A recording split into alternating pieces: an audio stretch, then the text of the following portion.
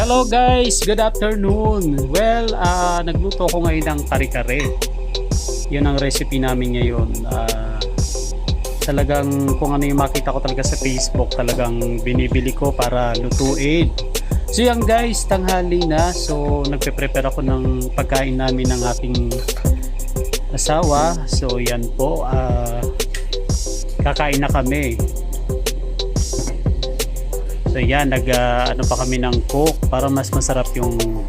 Hello guys! Hi! Good afternoon guys! So, kain po tayo ng tanghalian. So, ang aming recipe, nagluto ako ng kare-kare.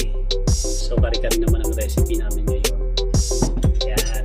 So, may nakita na naman kasi ako sa Facebook. So, natakam na naman ako.